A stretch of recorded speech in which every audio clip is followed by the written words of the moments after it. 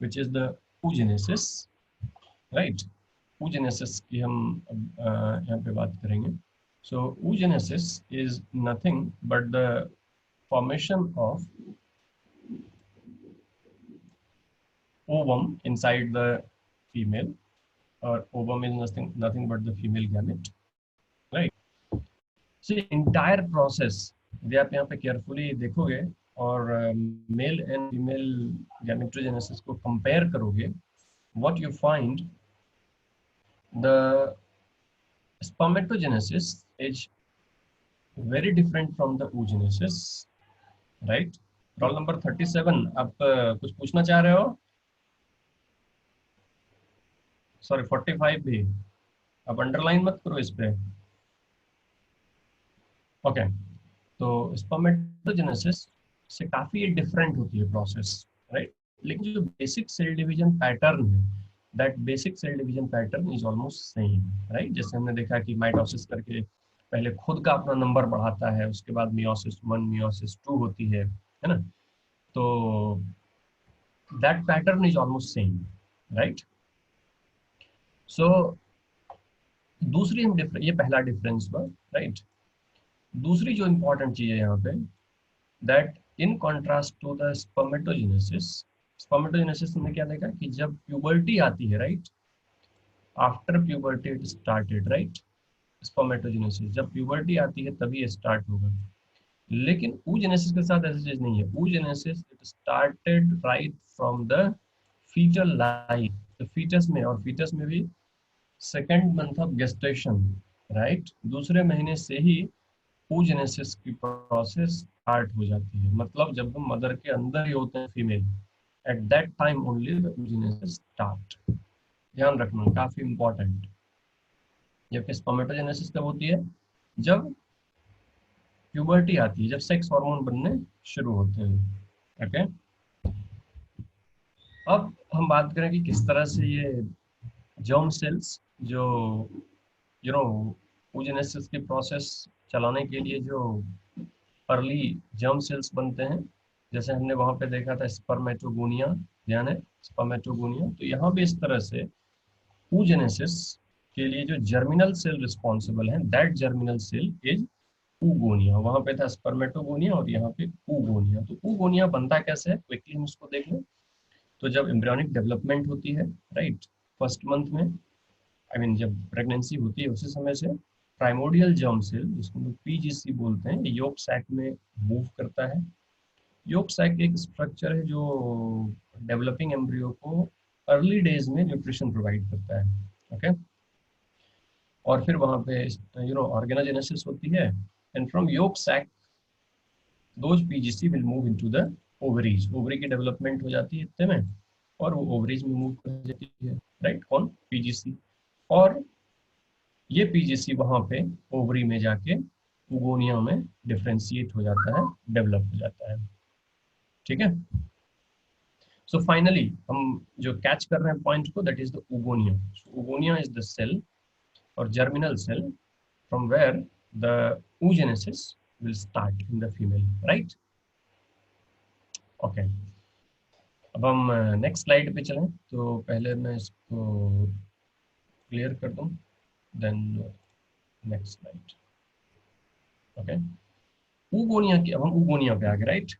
So oogonia is nothing but the diploid stem cell. Again जैसे वहां पे हमने देखा था स्पर्म बनने के लिए जो शुरुआती सेल्स थे, जर्मिनल सेल्स थे, उसको हम लोग स्पर्मेटोगोनिया बोल रहे थे, और स्पर्मेटोगोनिया भी 2n था, राइट? और वो भी स्टेम सेल्स थे. स्टेम सेल का मतलब they can renew their own number by own own, right? तो ये भी यहाँ पे स्टेम सेल्स हैं. पहले क्या होती है, ये माइटोटिकली अपने नंबर को बढ़ाता है, बार बार माइटोसिस करता है, hundreds and thousands of mitosis करके, and millions of germ cells has been formed. ध्यान रखना, millions of germ cells has been formed. ठीक है?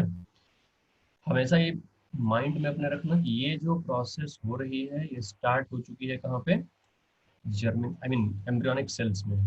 सेकेंड मंथ ऑफ गेस्टेशन में ही ये सब, उससे पहले ही ये सब चीज इन्फेक्ट हो रहा है. ओके, तो millions of germ cells has been formed after the mitosis. और उगोनिया मतलब आई मीन ये उगोनिया है, millions of oogonia has been formed inside the ovary of the developing embryo. ये जो मिलियंस ऑफ जर्म सेल्स बने, इसमें mostly और almost all the germ cells except very few degenerates, right? So most of them degenerates। Million of germ sales बने लेकिन उसमें से काफी सारे क्या हो जाते हैं, डीजेनरेट हो जाते हैं धीरे धीरे, राइट। और ये जो डीजनरेशन की प्रोसेस है, इस प्रोसेस को हम एक दूसरा नाम देते हैं, दैट इज कॉल्ड एट्रेशिया, राइट। इसको ध्यान रखना ये प्रोसेस, राइट। जो डीजनरेशन है इस प्रोसेस को लिखते भी जाना तुम लोग। तो this is called atresia. So most of them since degenerated, so very few, काफी कम यहाँ पे ऐसे सेल्स बचेंगे जो फाइनली डेवलप होंगे, दैट मीन्स साइज में बड़े होंगे, राइट। जैसे कि हमने स्पर्मेटोजेनेसिस में पढ़ा था ना, पहले मल्टीप्लिकेशन 3 स्टेज में डिवाइड किया था। पहला स्टेज था मल्टीप्लिकेशन, दूसरा स्टेज था ग्रोथ, और तीसरा स्टेज था मैच्योरेशन, राइट। ये 3 स्टेप थे।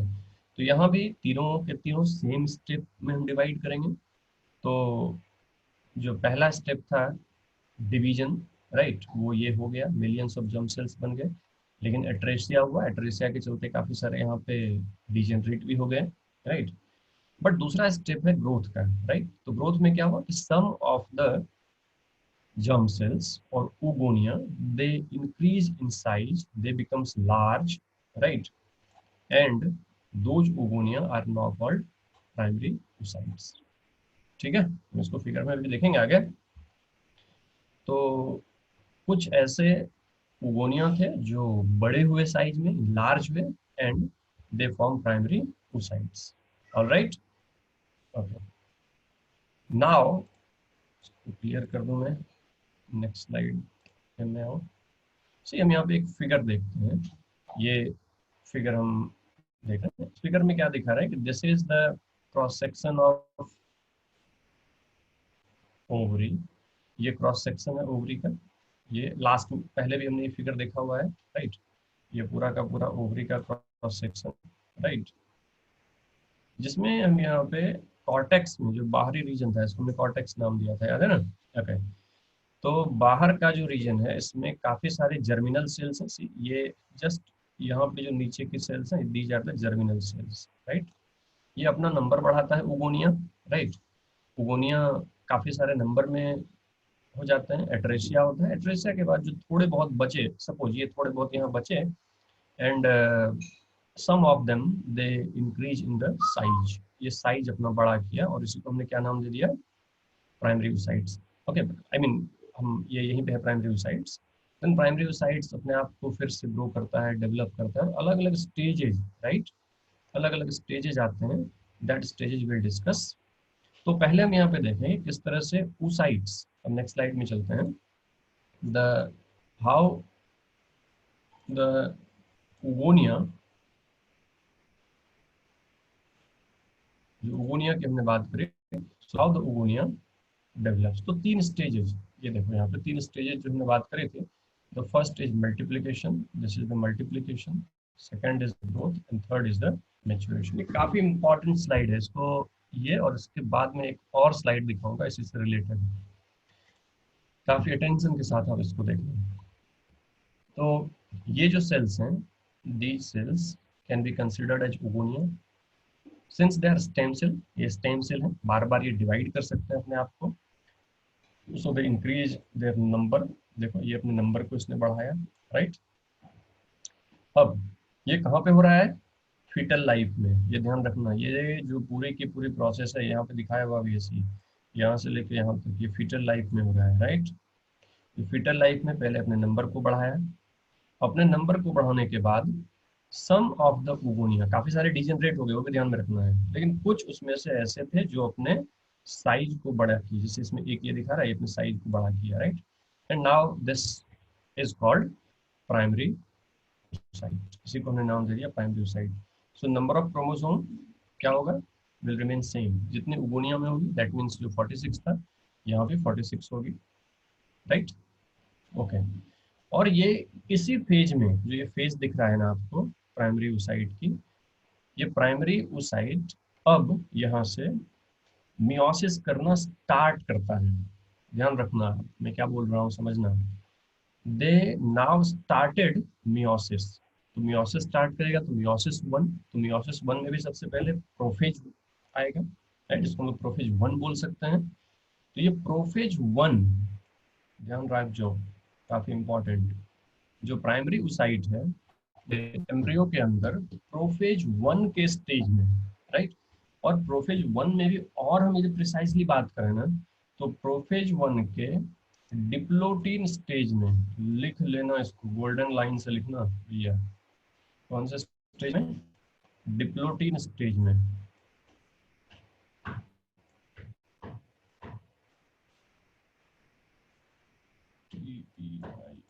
डिप्लोटीन स्टेज में ये आके यहाँ पे सीज हो जाता है, राइट। मतलब उसके बाद ये डिवाइड नहीं कर पाता है। ओके, डिप्लोटीन या किसी किसी बुक में आपको डाइकाइनेसिस भी रहेगा, तो वो भी सही है, गलत नहीं है, राइट। यदि आपको एग्जाम में पूछेगा दोनों में से कोई एक ही चॉइस देगा, दोनों का दोनों नहीं देगा, राइट। ये पूरा लिखना है यहाँ पे, डाइकाइनेसिस। ओके, तो फिर से मैं एक बार रिपीट कर रहा हूँ, primary oocyte they started meiosis one, right, ये मियोसिस वन को स्टार्ट किया, but the meiosis one ceases at the prophase 1, or we can more precisely say the diplotin or dikinesis of the prophase 1। याद रखना, दोबारा हमने बोला है, ठीक है। हर एक एग्जाम में पूछा हुआ है, दर्जनों बार पूछा हुआ क्वेश्चन ये। तो ये डिप्लोटीन और डाइकाइनेसिस स्टेज में सीज है, राइट। अब बच्चे का बर्थ हुआ, right, after 9 month the parturition takes place, right. Birth होने के बाद द इंटायर चाइल्डहुड, राइट, ये पूरा का पूरा यहाँ से दिखा रहा है चाइल्डहुड का फेज, राइट। पूरे के पूरे चाइल्डहुड के फेज में ये प्राइमरी oocyte जिस स्टेज में था, मतलब फेज वन के डिप्लोटीन स्टेज में, उसी स्टेज में पड़ा हुआ रहेगा, राइट। Okay, good. लेकिन जैसे प्यूबर्टी आएगी, है ना, 13 इयर्स 14 इयर्स की एज होगी, सेक्स हार्मोन बनने शुरू होंगे, राइट, दे स्टार्ट डिवाइडिंग। सी यहाँ से स्टार्ट होना शुरू हुआ जैसे प्यूबर्टी अटेन किया, राइट। और ये यहाँ पे अनइक्वल डिवीजन होती है, सेल डिवीजन होती है, ये अलग है किससे, स्पर्मेटोजेनेसिस से। स्पर्मेटोजेनेसिस में इक्वल डिवीजन हो रहा था, बट यहाँ पे कैसा होगा, अनइक्वल डिवीजन होगा। और ये अनइक्वल डिवीजन का क्या रिजल्ट होगा, एक बड़ा सेल बनेगा और एक छोटा सेल बनेगा, ठीक है। कब कब ये होगा, जब प्यूबर्टी आएगी, राइट, जब सेक्स हार्मोन बनने शुरू होंगे चाइल्डहुड के बाद, है ना। तो जो बड़ा वाला यहाँ पे सेल है, this is called secondary oocyte, right. और ये छोटा वाला सेल है, this is called polar body, right. इसको क्या बोलेंगे, पोलर बॉडी। पोलर बॉडी में बहुत कम साइटोप्लाज्म होंगे, and they can divide, they may divide और मे नॉट डिवाइड, ये डिवाइड कर भी सकता है, नहीं भी कर सकता है डिवाइड, राइट, ध्यान रखना। But secondary oocyte they do divide, right, ये डिवीजन होगी इसमें सेकेंडरी oocyte में। तो सेकेंडरी oocyte बनने तक अभी तक क्या हुआ, सेकेंडरी oocyte बनने तक अभी तक केवल मियोसिस वन हुआ है, राइट। और मियोसिस वन में क्या होगा, क्रोमोसोम की नंबर हाफ हो जाएगी, तो सी यहाँ पे 46 था, और सेकेंडरी oocyte में क्या हो जाएगा, जैसे स्पर्म में था उसी तरह से यहाँ पे अब 23 हो गई, आधी हो गई। ओके, मियोसिस वन कंप्लीट हो गया। अब मियोसिस टू चलेगा। Now meiosis two started in the secondary oocyte। तो meiosis two is nothing but the mitosis, हमने पहले पढ़ रखा है, but division is unequal again. Division यहाँ पे भी कैसा होगा, अनइक्वल होगा। Again it will form a large cell and another one is the small cell. जो लार्ज सेल बनाएगा इसको हम लोग बोलेंगे बोलेंगे ओवम, राइट। और जो स्मॉल होगा इसको हम लोग सेकेंड पोलर बॉडी। यहाँ पे जो बना था फर्स्ट पोलर बॉडी था, और यहाँ पे जो बना ये है सेकेंड पोलर बॉडी, राइट, ठीक है। और यदि फर्स्ट पोलर बॉडी में भी सेल डिवीजन होती है तो टोटल 3 पोलर बॉडी बनेंगे, है ना। अदरवाइज यदि डिवीजन नहीं हो रही है तो एक तो ये पोलर बॉडी बनी और एक ये पोलर बॉडी बनी, 2 पोलर बॉडी बनी, है ना। ओके, तो इस तरह से यहाँ पे क्या हुआ, ओवम बना। तो जब मियोसिस टू हुई, मतलब सेकेंडरी ओसाइट से जब ओवम बना, तो इस प्रोसेस में मियोसिस टू हुई, और मियोसिस टू में क्रोमैटिड्स डिवाइड होते हैं क्रोमोसोम में, है ना। दोनों क्रोमैटिड्स अलग हो जाते हैं, इसलिए number of chromatids become half.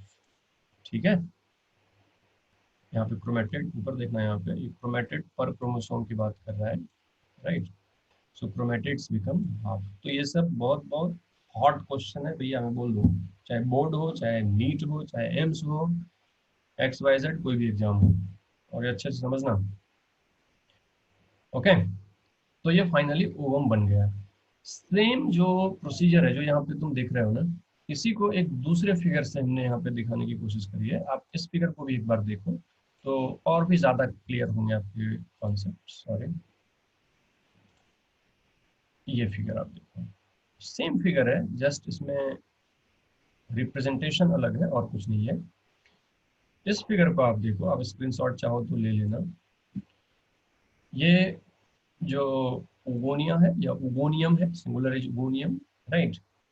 उगोनियम mitosis कर रहा है, प्राइमरी ओसाइट बना रहा है, मियोसिस वन शुरू हो गई, लेकिन यहाँ पे ये प्रोफेज वन में सस्पेंड हो गया, मियोसिस वन सीज हो गया, मियोसिस वन किसमें, तो डिप्लोटीन या फिर डाइकाइनेसिस स्टेज में।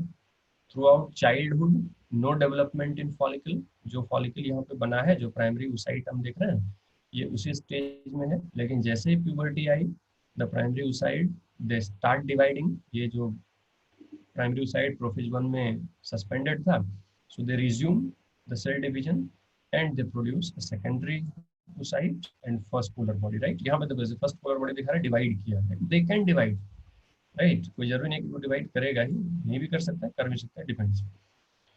और इसका कोई बहुत ज्यादा सिग्निफिकेंस नहीं है। At the end these all polar bodies degenerate.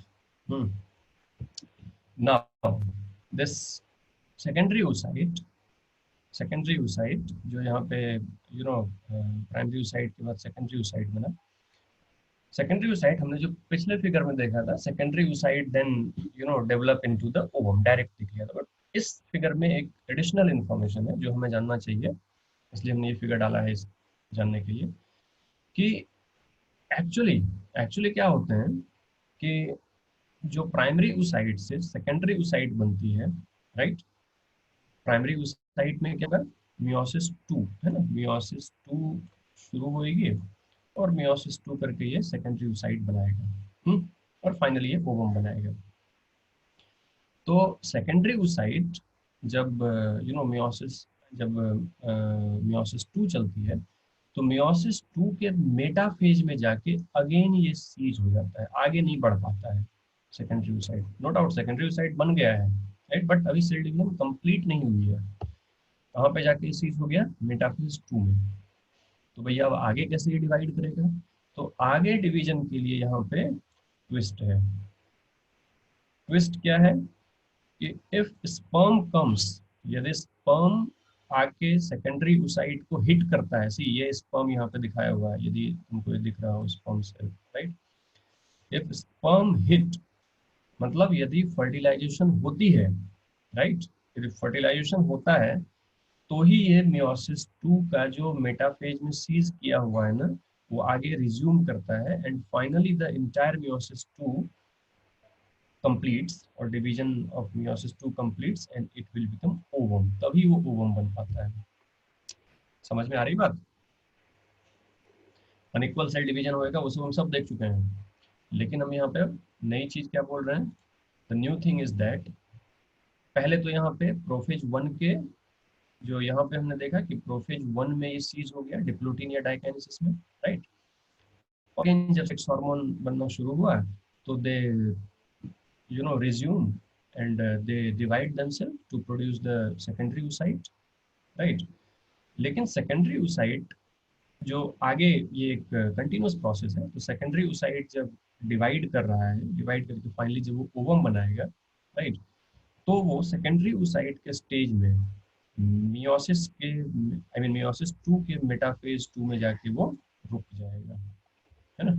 और ये तब तक सेल डिवीजन आगे नहीं बढ़ेगा जब तक स्पर्म आके उसको हिट नहीं करेगा। मतलब फर्टिलाइजेशन होना होगा तभी। यदि फर्टिलाइजेशन नहीं होता है तो ये जो हम यहाँ से यहाँ तक की प्रोसेस देख रहे हैं ये बिल्कुल नहीं होगा, राइट। और फीमेल में ओव्यूलेशन जो होंगे, right, so that ovulation always takes place at the secondary oocyte stage. अब बातों को जरा सिंक्रोनाइज करो यहाँ पे। सी, ये तो हमने पिक्टोरियल रिप्रेजेंटेशन देखा, ये जो देख रहे हैं, बट इसी को आप यहाँ पे जो प्राइमरी oocyte है, राइट, जो हमने ओवरी में देखा था, ये जो ओवरी फिर से मैं दिखाऊंगा ओवरी के फिगर को, तो वहाँ पे क्या देखा हमने कि पहले प्राइमरी फॉलिकल बना था, है ना, सबसे पहले तो प्राइमोडियल फॉलिकल बना, सॉरी ये प्राइमोडियल, ये राइट, प्राइमोडियल फॉलिकल किसके अंदर, एम्ब्रियो आई मीन फीटस के अंदर, प्राइमोडियल फॉलिकल, फिर बाद में प्राइमरी फॉलिकल बना, प्राइमरी फॉलिकल में ग्रोथ हुआ और सेकेंडरी फॉलिकल बने, राइट।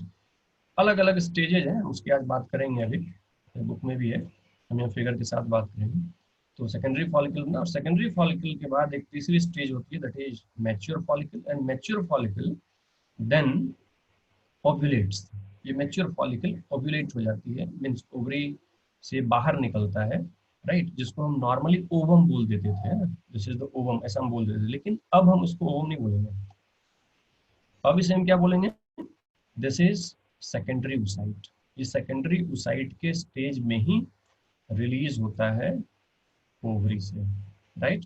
और सेकेंडरी oocyte को ओवम बनने के लिए, राइट, स्पर्म चाहिए, स्पर्म आएगा, इसको फर्टिलाइज करेगा, हिट करेगा, तभी ये ओवम में चेंज होगा, नहीं तो ये ओवम में चेंज नहीं होगा। क्लियर है यहाँ तक? ओके, इसको मैं डिलीट इरेज कर देता हूँ नाउ।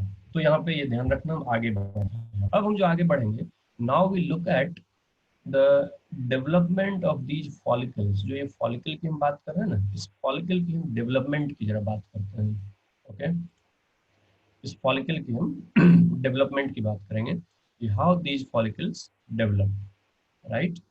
हम प्राइमोडियल फॉलिकल से स्टार्ट करेंगे, एक बार पहले हम फिर से ओवरी के फिगर को देखते हैं तो और भी क्लियर होगा, क्योंकि ये सारे के सारे स्टेज जो हमने यहाँ पे दिखाया है, ये सब के सब डेवलपमेंटल स्टेज को you can see very easily on the ovary, right. हम ओवरी पे इसको आराम से देख सकते हैं, सारे के सारे इवेंट्स को। एक बार पहले हम ओवरी में देख लेते हैं, फिर अलग अलग फिगर के थ्रू हम इस इवेंट को देखेंगे। सिर्फ पहले जो हमने फिगर दिखाया है वो ये फिगर था एक, दिस वन, राइट। सी, जो सेल डिवीजन के अलग अलग स्टेजेज हैं, राइट, ये स्टेजेज में ये प्राइमोडियल फॉलिकल हुआ, राइट, फिर ये जो प्राइमरी oocyte बना, तो प्राइमरी oocyte, ये जो यहाँ बीच में प्राइमरी oocyte दिख रहा है, राइट, और प्राइमरी oocyte काफी सारे सेल्स से घिरे हुए होंगे, राइट, हम इसको डिटेल में बात करेंगे, and the entire structure is called primary follicle, right.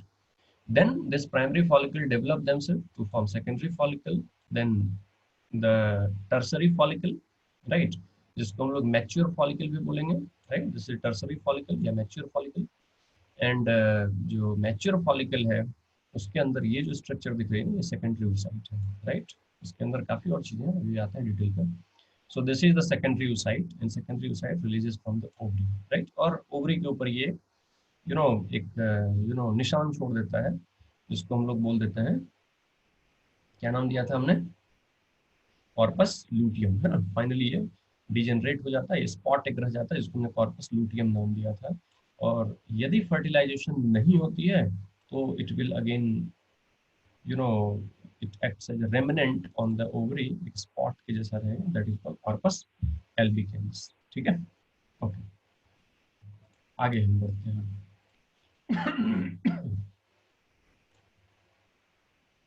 ठीक, नेक्स्ट जो हमारा है यहाँ पे, जो हमने देखा ये ओवेरियन डेवलपमेंट कैसे हो रही है, तो इस डेवलपमेंट की changes in the ovarian follicles की हम बात करते हैं। ये बुक में फिगर नहीं है लेकिन लिखी हुई सारी बात है, हम सारे बात जो लिखे हुए उसको इंक्लूड करिए, बट फिगर के साथ किए हैं, so that you can understand the things very well, okay. जैसे फिगर से आप घबराना नहीं, यहाँ 3-4 फिगर्स हैं, जस्ट आपके अंडरस्टैंडिंग के लिए हमने लगाया है कि आराम से आप समझ सकें। तो देखो, पहला पहला स्टेज हम यहाँ पे देखें, फर्स्ट स्टेज जो हमने देखा था वो प्रोफेज 1 के स्टेज में अरेस्ट हो रहा था, जिसको हमने नाम दे दिया था प्राइमरी फॉलिकल, राइट। सी, ये पूरा का पूरा स्ट्रक्चर जो दिख रहा है ना, ये बड़ा सा जो दिख रहा है, this is the primary follicle, right. ये उसकी न्यूक्लियस है, साइटोप्लाज्म है, जो होते हैं सेल के अंदर, राइट। लेकिन आप इस सेल के ऊपर, ये यहाँ पे देखो, इस सेल के ऊपर एक और लेयर है, ये दिख रहा है, एक सेल का सिंगल लेयर, एक सिंगल सेल का लेयर दिख रहा है, and these cells are called follicular cells, है ना। दैट मीन्स हम यूं कहें कि primary oocytes are surrounded by a single layer of follicular cells, है ना। Primary oocytes are surrounded by a single layer of follicular cells, right. ये follicular cells की बेसमेंट मेम्ब्रेन है, ये जो ब्लू कलर से यहाँ दिख रहा है, so this is nothing the basement membrane of the follicular cells. और ये बेसमेंट मेम्ब्रेन के बाहर काफी सारे स्ट्रोमल सेल्स होते हैं, ये सब जो दिख रहा है कोलेजन फाइबर्स, स्ट्रोमल सेल्स, क्योंकि है कहाँ पे, स्ट्रोमा में है, यस, ठीक है। ये जो कंप्लीट स्ट्रक्चर है, this structure is called primordial follicle. सारी चीजें बुक में लिखी हुई मिलेगी, इससे समझना, फिगर से घबराना मत, फिगर जस्ट आसान बनाने के लिए है, ओके। तो ध्यान क्या रखना है, primary follicle is surrounded by the follicular cells first, right, single layer of follicular cells, और फॉलिकुलर सेल्स के बाहर काफी सारे क्या है, स्ट्रोमल सेल्स हैं, ठीक है, ओके। नेक्स्ट हम आ जाए, नेक्स्ट स्टेज जो है इसकी, बी नंबर हम फिगर देखें यहाँ पे, ये और थोड़ा मैं ऊपर ले लेना चाहिए, ठीक है। अब देखो प्राइमोडियल फॉलिकल जो वहां पे हुआ, प्राइमोडियल फॉलिकल ये काफी सारे स्ट्रोमल सेल्स से सराउंडेड है, so this is the stromal cells, right, जो हमने फिगर में देखा। एंड बर्थ के समय, ये सब सारी चीजें नोट करना, सब बुक में लिखा हुआ है। At the time of birth approximately 2 lakhs to 20 lakhs of primary oocytes remain there in the ovary। कितना, 2 लाख से 20 लाख तक प्राइमरी oocyte होती है ड्यूरिंग द बर्थ। जो हमने प्राइमोडियल फॉलिकल, सॉरी, जो हमने प्राइमोडियल फॉलिकल की बात करी वो स्ट्रोमल सेल से घिरा हुआ है। और जब बर्थ होती है, क्योंकि हमने देखा कि बर्थ के समय प्राइमरी oocyte के फॉर्म में होती है, तो लगभग 2 लाख से 20 लाख तक प्राइमरी oocyte ओवरी में होती है। नाउ जैसे जैसे प्यूबर्टी आती है, समय बीतता है, 10 साल 12 साल जैसे जैसे बीता, many of the primary oocytes again degenerate, जो बड़े हुए थे साइज में, राइट। और only 40,000 primary oocyte remains there in the ovary during the puberty, right। Puberty के समय तक वो कितने बचे, केवल 40,000 बचे, ठीक है, ध्यान रखना। अब देखो नेक्स्ट, अब क्या होता है यहाँ पे कि प्यूबर्टी जैसे जैसे आगे बढ़ रही है, 40,000 यहाँ पे यू नो जो प्राइमरी oocytes हैं ये प्यूबर्टी के समय रहे, लेकिन ये 40,000 में से भी काफी सारे डीजनरेट कर जाते हैं, और केवल 400 से 500, 400 to 500 only will mature and populate during the women's reproductive life, right। मतलब 40,000 थे, राइट, जब प्यूबर्टी आया, जब 12-13 साल की हुई लड़की, बट पूरे के पूरे रिप्रोडक्टिव लाइफ टाइम में, रिप्रोडक्टिव लाइफ टाइम किसे बोलते हैं फीमेल का, तो फीमेल में